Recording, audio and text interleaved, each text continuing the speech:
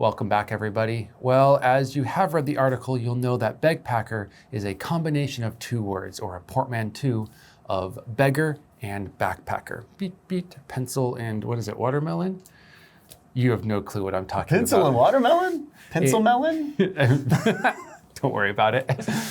For the three people who got that joke, good job. Anyways, so people who are backpackers usually try to go around their country or around the world kind of just living off of what's on their back or what's in their backpack. Traditionally, these people have lived in a very kind of low-cost way, but they paid for themselves. However, a new trend has kind of come out, especially before coronavirus and now starting again after, where people decide, I don't have money, I want to travel the world. They put on a backpack, they go to another country with just enough money, and then they beg for money at that country so that they can go to the next destination. Although this seems like, who cares? Let them just get money if they need to. Some people are complaining because, of course, they are on the streets and it does add a certain atmosphere to wherever they are. Also, they seem to be possibly taking money out of those trying to eke out a living on the streets themselves, like someone who may not have a home. And they are kind of preying on those who might have a tender heart. Sure. And so it's kind of seen as a little bit deceptive and a little bit annoying. And so some people are a little bit against the begpackers around. Sometimes they ask you directly, like, hey, trying to get around the world, give me some money. And sometimes they'll be trying to sell something like art. And sometimes they will actually put something a little bit devious on the side, something a bit maybe not quite a lie, but maybe hiding the truth. Oh, I lost all my money, I need help getting home. When you travel, do you like to rough it or are you more of a luxury man? I can do both. Actually, I do like to rough it, but that's usually when I travel by myself. Yes. If I'm going with my wife, she'll go she'll rough it a little bit in some instances. She doesn't need luxury, but she won't like, I went to Mongolia and I did basically horseback trekking for like 14 days. And there was no showers and on a horse that kind of for 14 thing. days. Yeah, so by the time I made it back to the city, a little bit of stank. Had the beard, everything, and was just completely sore. Needed a massage as quick as possible. So And that was without the wife, I'm guessing. without the wife, Okay. But it was great. I loved it. Every minute, loved it.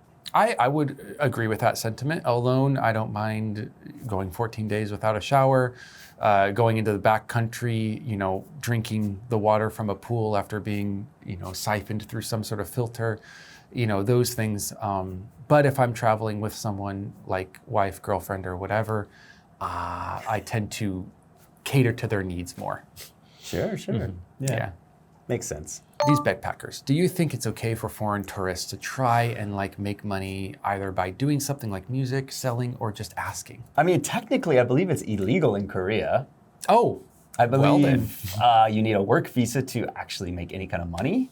For foreigners. Okay. For foreigners. So, as a foreigner myself who needs a visa and who abides by that law, it's a little insulting to me. Yeah. Especially because a lot of these people seem like they're trust fund kids from some well-off European countries, oftentimes. So I'm not really sure if they need to be doing that. What do you think? I didn't know about the illegal part, but I do echo the second part. It does seem like these people tend to have the means to do this and choose not to. And the other hand is those who do not have the means maybe shouldn't do it in the first place. It's great to travel around the world, but do it responsibly. And this is not a responsible way to travel around the world. I mean, normally, if I wanted to travel around the world, I would save money until I could travel around the world. I wouldn't just go and then hope I make money to go to the next place. Exactly, yeah. So it's kind of an interesting concept. Or work here, go through, get the work visa, teach English for a couple of years or teach whatever for a couple of years and then go to the next country and the next one. There's ways to do it that are more responsible. Well, I think we've spoken our piece. But we need you guys to go ahead and study the vocabulary down below. Try to use it in your everyday life, and we'll see you in the next article.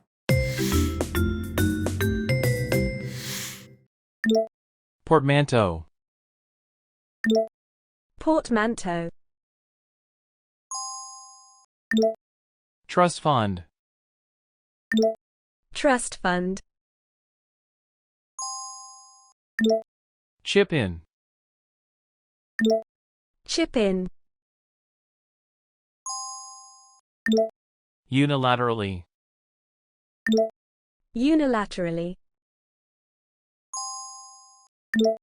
Down to earth. Down to earth.